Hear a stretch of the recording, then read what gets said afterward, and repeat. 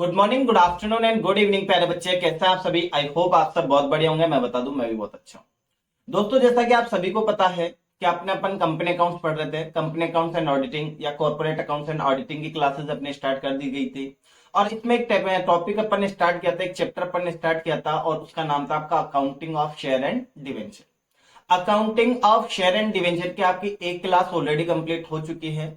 उस क्लास में अपन ने थ्योरी पोर्शन को कंप्लीट किया था। इस क्लास में एक बार मोस्टली आपकी थोड़ी बहुत थ्योरी और बची है, उसको अपन पढ़ेंगे और उसके बाद आपकी स्टडी नोट के सारे क्वेश्चन कंप्लीट करेंगे। ठीक है, तो नेक्स्ट क्लास में अपन क्या करेंगे, सबसे पहले एक बार जो अपन ने लास्ट क्लास में पढ़ा था उसको एक बार अपन क्विकली रिवाइज करते हैं और उसके बाद आज की क्लास को जो है अपन कंटिन्यू करते हैं। आज ये अपन स्टार्ट करते हैं। देखिए, आपने चैप्टर का नाम क्या था, accounting of share and debenture. यानी कि हम अकाउंटिंग पढ़ रहे हैं सर किसकी, शेयर एंड डिवेंचर। ये पढ़ा था अपन ने, accounting of share and debenture ये पढ़ रहे थे। Accounting of share and debenture में मैंने आपको बताया था कि आपको शेयर की और डिवेंचर की अकाउंटिंग को इन डिटेल समझने के लिए सबसे पहले ये समझना पड़ेगा सर कंपनी क्या है। कंपनी को आपको समझना होगा, उसके बाद आप अकाउंटिंग पढ़ सकते हैं किसके, शेयर की और डिवेंचर की। सर ऐसा कंपलसरी क्यों है, क्योंकि मैंने आपको बताया था कि जो आपके शेयर होते हैं और डिवेंचर होते हैं, इसको एक कंपनी इश्यू करती है। जब भी कंपनियों के इसकी नीड होती है तो मार्केट में अपने क्या करती है, डिवेंचर इश्यू करती है। इसलिए अपन सबसे पहले समझते हैं सर कंपनी। ठीक है, तो कंपनी मैंने आपको बताया था कि सर आपका जो कंपनी वर्ड है आपका लैटिन लैंग्वेज था। लैटिन लैंग्वेज के दो वर्ड से मिलकर बना, एक तो कम और दूसरा पेनी। यहाँ पर मैंने आपको बताया कम मीन्स क्या होता है टुगेदर, पेनी मीन्स क्या होता है आपका ब्रेड। अगर इन हिंदी अपन बात करना चाहे तो कंपनी मीन्स क्या होता है, कम मीन्स क्या होता है आपका साथ साथ, और पेनी मीन्स आपका क्या होता है, रोटी या खाना। क्लियर है। फिर अपन ने इसको लिखा company is literally meaning the word company is derived from the Latin language come and Penney, in which come means क्या होता है टुगेदर एंड पेनी मीन्स क्या होता है आपका ब्रेड। क्लियर है। उसके बाद मैंने अपन ने बात की थी कंपनी की डेफिनेशन की, और कंपनी के डेफिनेशन में सबसे पहले आपकी जो प्रोफेसर हेनन थे, प्रोफेसर हेनन आपकी कंपनी की डेफिनेशन दी है। और प्रोफेसर हेनन क्या कहता है, प्रोफेसर हेनन कहता है, मैंने लिखा according of professor Haney, according to professor Haney. बोला a company is an artificial person created by the legislation. भैया बेटा ये टी नहीं है, एल है ना, legislation having a separate existence and perpetual succession from its member who perform it function for the common seal. Clear. फिर मैंने आपको उसको डिटेल में पढ़ाया था कि सर जो हमारे पर्सन होते हैं वो तीन तरीके के होते हैं। एक तो हमारा होता है नेचुरल पर्सन, दूसरा हमारा होता है आर्टिफिशियल पर्सन, और थर्ड हमारा होता है रिप्रेजेंटेटिव पर्सन। फिर मैंने आपको बताया था सर हम नेचुरल पर्सन किसको बोलेंगे, आर्टिफिशियल पर्सन किसको बोलेंगे और रिप्रेजेंटेटिव पर्सन किसको बोलेंगे। तो अपन ने पढ़ा कि सर जो हमारा नेचुरल पर्सन होता है, नेचुरल पर्सन कौन है, जैसे मैं हूं और आप है, हम जो इंडिविजुअल है इनको क्या बोलते हैं अपन, नेचुरल पर्सन। एग्जाम्पल के लिए अपन ने लिखा था राहुल हो गया, मोहित हो गया, कुशाल हो गया, ये सब क्या है आपके नेचुरल पर्सन। उसके बाद अपन ने बात की थी आर्टिफिशियल पर्सन की। आर्टिफिशियल पर्सन में मैंने आपको बताया था कि आर्टिफिशियल पर्सन में सबसे बेटर और सबसे अच्छा एग्जाम्पल आपका कंपनी को, कंपनी आपकी क्या होती है, आर्टिफिशियल पर्सन होती है। उसके बाद एक तो कंपनी हो गई आपकी, पार्टनरशिप फॉर्म हो गई, स्कूल हो गई, कॉलेज हो गई, ये सब क्या है आपके आर्टिफिशियल पर्सन है। इसके बाद अपन ने बात की थी रिप्रेजेंटेटिव पर्सन की। रिप्रेजेंटेटिव पर्सन में मैंने आपको बताया ऐसा पर्सन जो कि किसी को रिप्रेजेंट कर रहा है। और एग्जाम्पल के लिए अपन ने समझा आपका आउटस्टैंडिंग एक्सपेंस हो गया, प्रीपेड एक्सपेंस हो गया, अक्रूड इनकम हो गई, ये सब क्या आपके रिप्रेजेंटेटिव पर्सन होते हैं। क्लियर है। उसके बाद मैंने आपको बताया था sir created by the legislation का मतलब क्या है। फिर मैंने आपको बताया था सेपरेट एक्सिस्टेंस का मतलब क्या है, परफेक्चुअल सक्सेशन का मतलब क्या है। फिर अपन ने बात की थी सर ये डेफिनेशन तो आपके प्रोफेसर हैने ने दी। उसके बाद आपका जो कंपनी एक्ट 2013 है, कंपनी एक्ट 2013 ने भी आपकी कंपनी की डेफिनेशन दी थी। और कंपनी एक्ट 2013 क्या बोलता है कि सर हम कंपनी किससे बोलेंगे, तो उसने बताया था सर हम कंपनी किससे बोलेंगे, सर कंपनी उससे बोला जाएगा जो कि प्रेजेंट कंपनी एक्ट 2013 में, अगर कोई भी कंपनी आपकी प्रेजेंट कंपनी एक्ट 2013 में अगर रजिस्टर्ड हुई है तो उसको हम क्या बोलेंगे, कंपनी एक्ट बोलेंगे। लेकिन सर आप हमें एक चीज बताएंगे, इससे पहले अगर कोई हमारा एक्ट चलता था उसमें अगर हमारी कंपनी को रजिस्टर्ड होगी तो क्या हम उसको कंपनी नहीं मानेंगे, जवाब उसको भी माना जाएगा। तो अपन ने लिखा इधर देखो, according to section 220 of the company act 2013 company means company registered under this act और under previous company act. Clear है।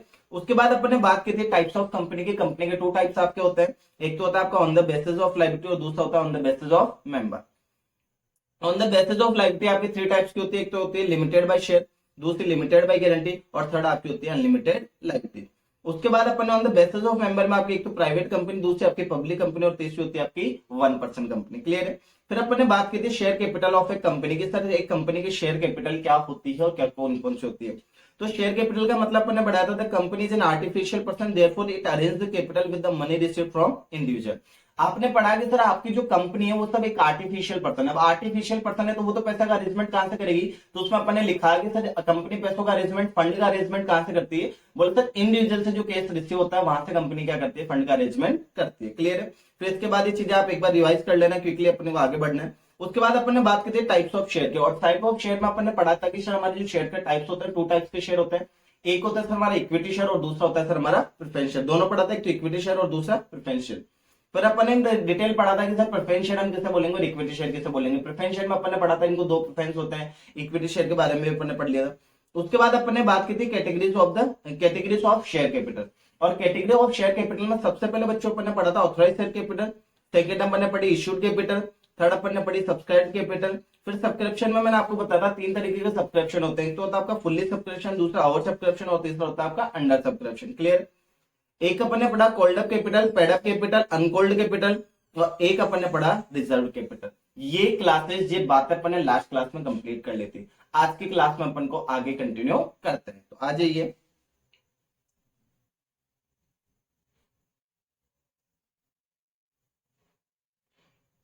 आ जाइए।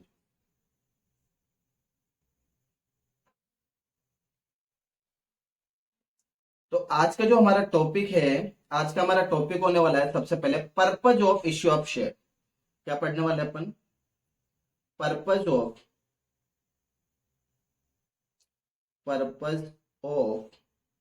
Issue of share. एक बार इन चीज को मैं लिख देता हूं और उसके बाद आपको डिटेल में समझाता हूं। आप भी बच्चों मेरे साथ साथ नोट्स बनाते रहे, ठीक है। तो हमारे पर्पज जो होता है, शेयर इश्यू करने के जो उद्देश्य होते हैं, शेयर इश्यू करने के जो 2 पर्पज होते हैं, कितने पर्पज होते हैं, 2 पर्पज होते हैं सर। कौन कौन से होते हैं, आ जाइए देख लेते हैं।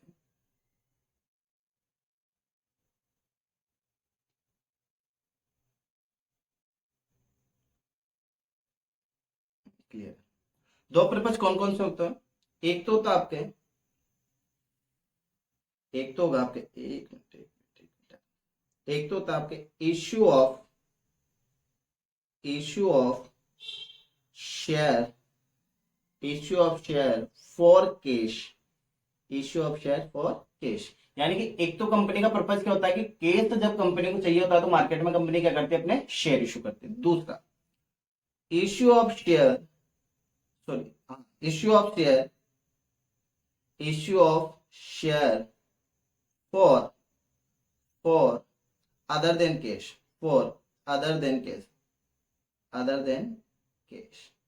इट मीन, समझे आप क्या होता है। बोले सर हमारी जो कंपनी शेयर इश्यू करती है उसके पर्पज क्या होता है। शेयर इश्यू करने के आपके 2 पर्पज होते हैं, शेयर इश्यू करने के आपके 2 उद्देश्य होते हैं। फर्स्ट होता है आपका issue of share for cash, यानी कि जब भी कभी कंपनी को कैश की नीड होती है, कंपनी को फंड चाहिए होता है, कंपनी को पैसा चाहिए होता है, तो कंपनी मार्केट में क्या करती है, अपने शेयर इश्यू करती है। ठीक है, मार्केट में क्या करेगी, अपने शेयर इश्यू करेगी। जो लोग कंपनी के शेयर परचेज करेंगे वो कंपनी का शेयर डालेंगे और बदले में कंपनी को क्या दे देंगे, अपना एक पैसा दे देंगे। सर आ रही बात समझ में, क्योंकि शेयर के मैंने आपको बताया था, अपन ने पढ़ा था शेयर के टाइम पे कि सर शेयर हमारे 2 टाइप्स के होते हैं, तो इक्विटी शेयर होता है, प्रेफरेंस शेयर होता है। अब जो भी लोग इक्विटी शेयर को परचेज करते हैं इक्विटी शेयर होल्डर होते हैं, जो भी लोग प्रेफरेंस शेयर को परचेज करते हैं प्रेफरेंस शेयर होल्डर होते हैं। अब जनरली क्या होता है, कंपनी को पैसा चाहिए, कंपनी के पास पैसा कहां से आएगा, कंपनी मार्केट में अपना शेयर इश्यू करेगी।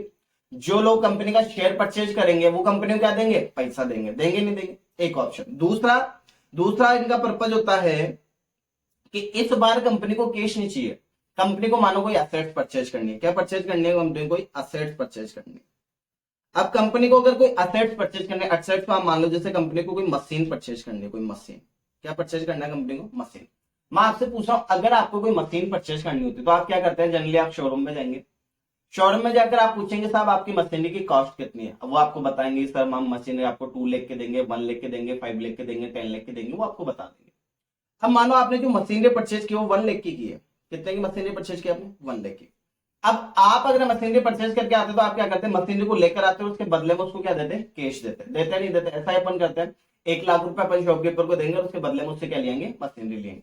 लेकिन कंपनी बोलती है कि साहब हमारे पास में कैश नहीं है, हम आपको कैश नहीं देंगे, हम आपको हमारे शेयर देंगे। शॉपकीपर क्या बोले कि हम आपसे मशीन लेकर जाएंगे, मशीन के बदले में हम आपको कैश नहीं देंगे, मशीन के बदले में हम आपको क्या देंगे, हमारे शेयर देंगे। आधी बात समझ में। तो कंपनी दो तरीके से, दो पर्पज होते हैं कंपनी के, दो उद्देश्य होता है शेयर इश्यू करने के। एक तो जब भी कंपनी को कैश चाहिए होता है तो कंपनी मार्केट में अपने शेयर इश्यू करती है। दूसरा, अगर कंपनी को एसेट्स वगैरह परचेज करनी होती है तो भी मार्केट में कंपनी क्या करती है, अपने शेयर इश्यू करती है। यहां तक क्लियर हो रहा है आपका? दूसरा, अब मैंने आपको बताया कि सर कंपनी को कैश चाहिए। अब कंपनी को कैश चाहिए तो मार्केट में शेयर इश्यू किया। मानो मेरी कंपनी है, मैंने अपने शेयर इश्यू किए, आपने शेयर परचेज कर लिए। अब आपने शेयर परचेज कर लिया तो आप मुझे पैसा देंगे, मेरी कंपनी है ना, आप मुझे क्या देंगे, पैसा देंगे। देंगे नहीं देंगे? देंगे साहब। अब आप मुझे पैसा देंगे तो कंपनी आपको दो ऑप्शन देती है कैश देने के। कंपनी जो केस कलेक्ट करती है लोगों से, कंपनी जो इंडिविजुअल से केस कलेक्ट करती है ना, केस, उसके दो ऑप्शन होते हैं। कंपनी आपको बोलेगी सर आप हमें पेमेंट करोगे, आपके पास पेमेंट करने के दो ऑप्शन है। या तो आप हमें पेमेंट कर दो कैश में, किस में कर दो, या तो पेमेंट आप हमें किस में कर दो। दो ऑप्शन है, मैं आपको दिखा देता हूं, देखा।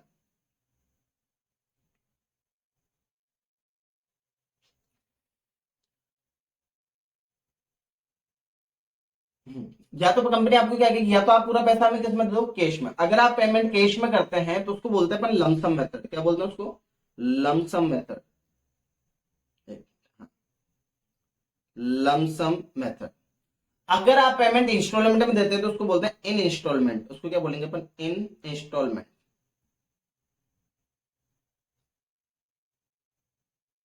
इन इंस्टॉलमेंट। समझ में आ रहा है? भी जनरली आप कोई भी चीज, आप भी अगर कोई एसेट परचेज करते हैं, कुछ भी आप खरीद के लाते हैं, आप मोबाइल फोन करके खरीद के ला रहे हो, या आप कोई बाइक परचेज कर रहे हो, तो बाइक परचेज करते हैं तो शॉपकीपर आपको दो ऑप्शन देते हैं, नहीं देते कि सर या तो आप पूरा पेमेंट हमें किस में दे दो, कैश में, या फिर आप पूरा पेमेंट किस में दे दो, मैं इंस्टॉलमेंट में। देते नहीं देते? तो अगर आप कैश में देते हो उसको कौन सा मेथड बोलते हैं अपन? Lump sum method. अगर आप इंस्टॉलमेंट में देते हो तो इंस्टॉलमेंट आपको समझ में आती है। आप सुनो, अगर कंपनी अपना कैश कैश में रिसीव करती है, पूरा पेमेंट कैश में ले लेती है, तो कंपनी को दो एंट्री पास करनी होती है। कितनी एंट्री पास करेगी कंपनी? दो एंट्री पास करनी होती है। कौन कौन सी? देखो, फर्स्ट एंट्री तो बनेगी आपकी कैश रिसीव करने की। फर्स्ट एंट्री कौन सी बनेगी? कैश रिसीव करने की। क्या एंट्री बनेगी? Bank account debit, bank account debit to share, to share application and allotment. Clear हो रहा है? क्या एंट्री बनेगी? Bank account debit to share application and allotment. अब ये जो पैसा आपके पास एप्लीकेशन का आया है, इसको आप कहां ट्रांसफर करोगे? कैपिटल में। दूसरी एंट्री बनेगी आपकी कैपिटल पे ट्रांसफर करने की। क्या एंट्री बनेगी? Share application and allotment account debit to share capital, to share capital. आई बात आपको समझ में कि सर कंपनी ने मार्केट में अपना शेयर इशू किया, लोगों ने कंपनी का शेयर परचेज किया।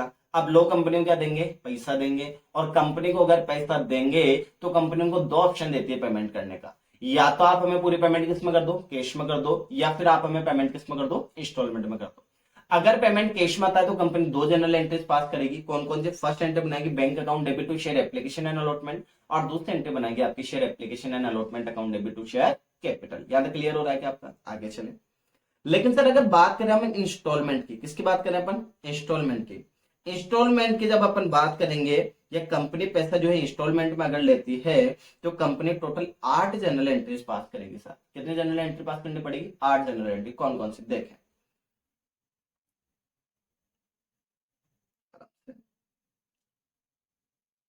एंट्री नंबर 1 बनेगी आपकी एप्लीकेशन की, bank account debit to share application.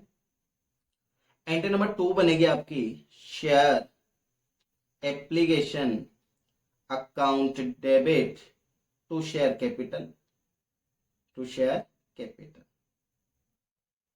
Clear है? एंट्री नंबर 3 बनेगी आपकी, एंट्री नंबर 3 बनेगी आपकी share allotment account debit to share capital. Entry number 4 बनेगी आपकी share first call account debit to share capital, to share capital. Entry number 5 बनेगी आपकी bank account debit, bank account debit to share first call, entry number 6 बनेगी आपकी 6 share, एक minute में cross check कर लेता हूँ, सॉरी बैंक वाली एंट्री अपन ने नहीं की, एक बार मैं वापस करता हूँ, मैंने बैंक वाली एंट्री नहीं की, अलॉटमेंट वाली एंट्री नहीं की है, मैं एक बार इसको वापस पास कर देता हूँ। एंट्री नंबर 4 बनेगी आपकी बैंक वाली, एक मिनट, एंट्री नंबर 4 बनती है आपकी बैंक वाली, bank account debit to share allotment, clear है। एंट्री नंबर 5 बनेगी आपके फर्स्ट कॉल की, share first call account debit to share capital. Entry number 6 बनेगी आपकी bank account debit to share first call. Entry number 7 बनेगी आपकी share second call account debit to share capital, entry number 8 बनेगी आपकी bank account debit to share second call, clear है क्या। यानी कि अगर पेमेंट किस में होगा, कैश में, यानी कि लमसम मेथड से होता है तो आपको दो एंट्री पास करनी है, एक तो bank account debit to share application allotment, दूसरी एंट्री आपकी share application and allotment account debit to share capital. लेकिन सर अगर अपन बात करना चाहे इन इंस्टॉलमेंट, तो इन इंस्टॉलमेंट आपकी कितनी जनरल एंट्री पास करनी पड़ेगी, टोटल 8 जनरल एंट्री आपकी पास होगी। फर्स्ट आपकी bank account debit to share application, दूसरी आपकी share application account debit to share capital, entry number 3 आपकी share allotment to share capital, entry number 4 बनेगी आपकी bank account debit to share allotment, entry number 5 आपकी बनेगी share first call account debit to share capital, entry number आपकी next entry आपकी बनेगी bank account debit to share first call, clear है क्या।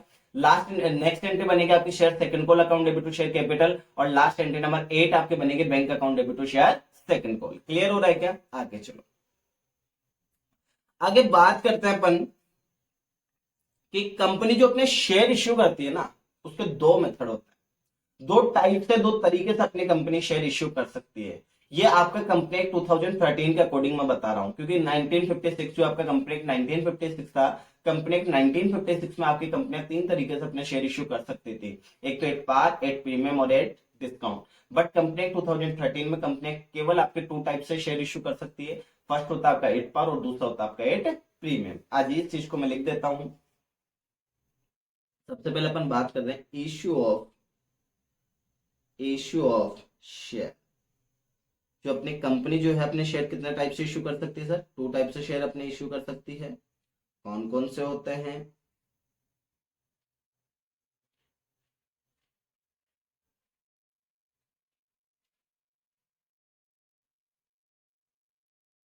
First होता है आपका कौन सा, ब्लैक पेन ले लेते हैं। फर्स्ट होगा आपका एट पार, ठीक है। एक होता है आपका एट प्रीमियम, सिक्योरिटी प्रीमियम बोलते हैं, क्लियर हो रहा है क्या। ये बात कर रहे हैं अकॉर्डिंग टू कंपनी एक्ट 2013 की। 1956 में आपकी कंपनी 3 टाइप्स अपने शेयर इश्यू कर सकती थी, एट पार, एट प्रीमियम और at discount. But company act 2013 के अकॉर्डिंग कंपनी केवल 2 टाइप्स अपने शेयर इश्यू कर सकती है, एक तो एट पार और दूसरा एट प्रीमियम, क्लियर है क्या। आ जाइए सर, एट पार किससे बोलता है, एट प्रीमियम किसको बोलते हैं, एक बार समझा देते हैं। देखो एट पार का मतलब क्या होता है, मान लेते हैं आपकी कंपनी का कोई भी एक शेयर है जिसकी फेस वैल्यू आपकी 10 रुपीज है, कितनी फेस वैल्यू उसकी 10 रुपीज, और कंपनी इसको मार्केट में 10 रुपीज में ही इश्यू कर देती है, जितने की फेस वैल्यू होती है उतने में अगर कंपनी इसको इश्यू कर देती है तो उसको बोलते हैं अपन क्या, एट पार, क्लियर हो रहा है। बात करते हैं प्रीमियम की। एट प्रीमियम का मतलब क्या होता है कि मान लेते हैं कंपनी का कोई शेयर है, उसकी फेस वैल्यू कितनी है, 10 रुपीज है, और कंपनी इसको मार्केट में इश्यू करते हैं मान लो 12 रुपीज में, कितने में इश्यू करते हैं इसको, 12 रुपीज में, तो उसको क्या बोला जाता है, प्रीमियम बोला जाता है। प्रीमियम यहाँ पर कितने रुपीज का है सर, 2 रुपीज का प्रीमियम है, क्योंकि 10 रुपीज का शेयर था, 12 रुपीज में मार्केट में जा रहा है, तो 2 रुपीज का पर क्या हो गया आपका, प्रीमियम हो गया, क्लियर हो रहा है क्या आपको। चले सर, इसके बाद जो डिस्काउंट वाली बात मैंने आपको बोली भाई, जो एक तो मैंने आपको बताया कि कंपनी 2013 अकॉर्डिंग टू कंपनी 2013 कोई भी कंपनी जो है अब अपने डिस्काउंट पर शेयर इश्यू नहीं कर सकती है। केवल आपके स्वेट इक्विटी शेयर जो होते हैं, आपकी स्वेट इक्विटी शेयर को एक कंपनी जो है डिस्काउंट पर इश्यू कर सकती है। बाकी आपकी जो इक्विटी शेयर, प्रेफरेंस शेयर वगैरह, इनको कंपनी जो है डिस्काउंट पर इश्यू नहीं कर सकती है। ये दोनों चीजों को मैं एक बार लिख देता हूं, आप भी अपने नोट्स में लिख लेना। देखें सर, पेन चेंज करके डाल देता हूं नोट्स ताकि आपको याद रहेगा। मैंने लिखा पर नोट में लिखा मैंने issue of share at discount, issue of share at discount पे, यानी क्या लिखा आपने, इश्यू ऑफ शेयर पे, मतलब जो आपके शेयर उसको डिस्काउंट पे इश्यू नहीं कर सकते हैं, ऐसा बोलते हैं आपकी सेक्शन 53। कंपनी एक्ट 2013 के सेक्शन 53 आपको ऐसा बोलती है कि आपकी जो कंपनी हो डिस्काउंट पर अपने शेयर इश्यू नहीं कर सकती। लेकिन आपकी जो स्वेट इक्विटी शेयर है, स्वेट इक्विटी शेयर, जो आपके स्वेट इक्विटी शेयर है, इनको डिस्काउंट पर इश्यू किया जा सकता है, ऐसा बोलते हैं आपकी सेक्शन 54। सेक्शन 54 क्या बोलते हैं कि एक कंपनी जो अपने स्वेट इक्विटी शेयर उनको डिस्काउंट पर इश्यू कर सकती है, लेकिन इक्विटी शेयर, प्रेफरेंस शेयर, इनको कंपनी डिस्काउंट पर इश्यू नहीं कर सकती। ऐसा कौन बोलता है? सेक्शन 53। क्लियर हो रहा है क्या? ठीक है सर। अब बच्चों अपने शेयर के टाइप पढ़े कि एक कंपनी जो अपने शेयर इश्यू करती है वो कितने टाइप से कर सकती है? 2 टाइप से कर सकती है, एक तो एट पार और एक एट प्रीमियम। तो सबसे पहले अपन प्रैक्टिकल क्वेश्चन में एंटर हो रहे हैं और अपन बात करने जा रहे हैं सबसे पहले एट पार की। किसकी बात करने जा रहे हैं? एट पार की। एट पार का क्वेश्चन किस तरह से पूछा जाता है, मैं एक एग्जाम्पल बनाता हूँ, आपको सारी चीजें क्लियर करता हूँ। क्लियर है? एक क्वेश्चन में आपके यहाँ ड्रॉ कर लेता हूँ। क्वेश्चन बना लेते हैं। जैसे मैंने लिखा कि कंपनी ने शेयर 10,000 शेयर इश्यू किए। एक कंपनी है एबी लिमिटेड, एबी लिमिटेड में अपने 10,000 शेयर इश्यू किए, और जो 10,000 शेयर है ये मान लेते हैं 10 रुपीज वाले। कितने रुपीज वाले हैं? 10 रुपीज वाले। आपसे कहा गया कि आपकी जो एप्लीकेशन है, एप्लीकेशन पर लेना आपको 3 रुपीज, आपकी जो अलॉटमेंट है, अलॉटमेंट पर ले लेना आपको 2 रुपीज, आपका जो फर्स्ट कॉल है, फर्स्ट कॉल पर रखना आपको 3 रुपीज, जो आपका सेकंड कॉल है, सेकंड कॉल पर ले लेना आपको 2 रुपीज। क्लियर है? अब देखो एक बार टोटल करो, 3 + 2 5, 3 + 2 5, 5 5 कितना हो गया? 10, यानी कि टोटल आपका कितना आ रहा है? 10। क्लियर हो रहा है? यानी कि भाई हमारी कंपनी का शेयर कितने का था? 10 रुपीज का। मार्केट में इश्यू भी कितने पे किया इसको? 10 रुपीज में। इसको अपन क्या बोलेंगे? At par. क्वेश्चन को सोल्व कैसे करना है? जीरो लेवल बेसिक क्वेश्चन लिया है मैंने, जिसकी मैंने इसकी इजी कैलकुलेशन ली है बच्चों। कैलकुलेशन इजी लेने का मतलब पर्पज है मेरा कि मैं आपको यहाँ पर जनरल एंट्री क्लियर करना चाहता हूँ और एक पार वाली कॉन्सेप्ट को एकदम क्लियर करना चाहता हूँ। फिर अपन बुक्स के क्वेश्चन में चलेंगे तो उनको इन डिटेल पढ़ेंगे अपन। क्लियर है क्या? चले आइए। क्वेश्चन सोल्व कैसे होगा? मैंने लिखा सॉल्यूशन में। क्वेश्चन को सोल्व कैसे करना हो देखो। सबसे पहले फॉर्मेट ड्रॉ करेंगे अपन।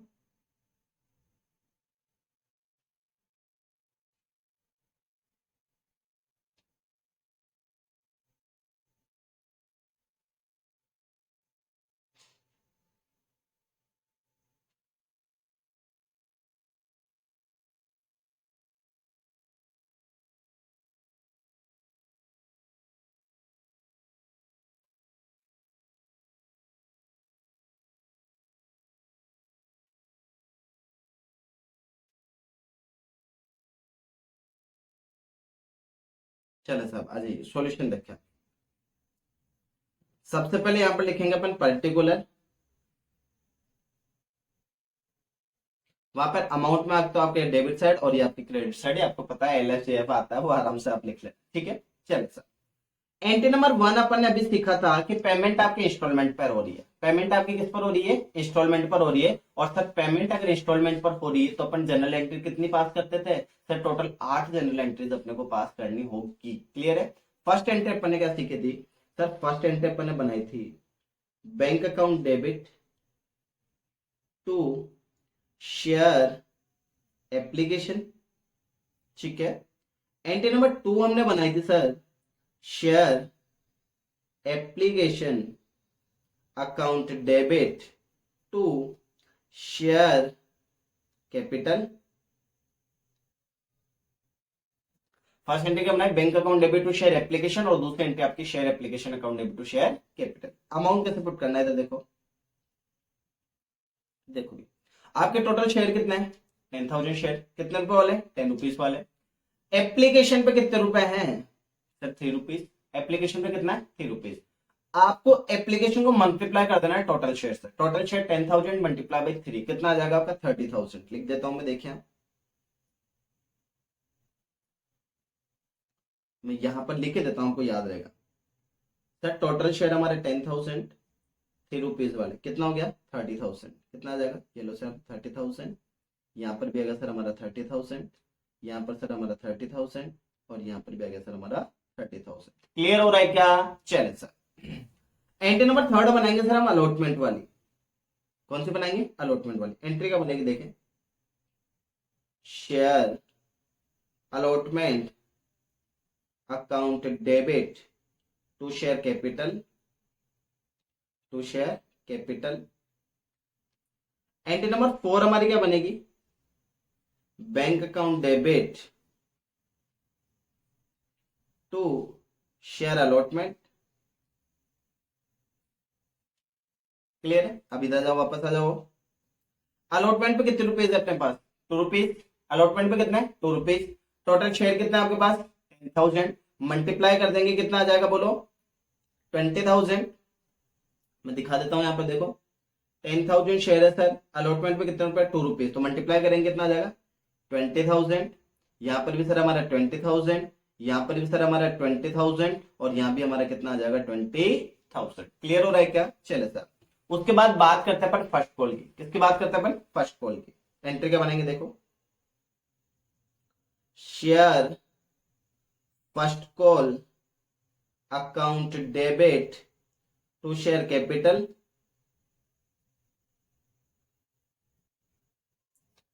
एंट्री नंबर 6 बनेगी सर हमारी bank account debit, bank account debit to share first call. वापस आ जाइए, फर्स्ट कॉल पे कितने रुपीज है अपने पास? 3 रुपीज। मल्टीप्लाई 10,000 कितना आ जाएगा बोलो? 30,000।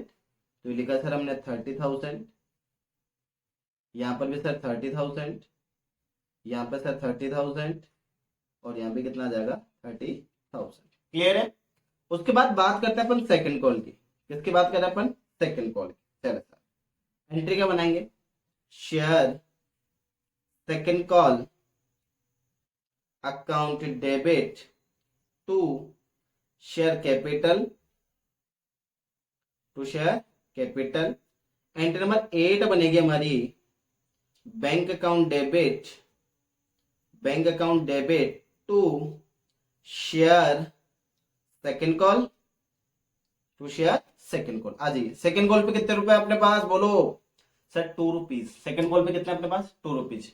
शेयर कितने अपने पास? 10,000। मल्टीप्लाई करो, 10,000 मल्टीप्लाई बाई 2, 10,000 मल्टीप्लाई बाई 2, जल्दी करें।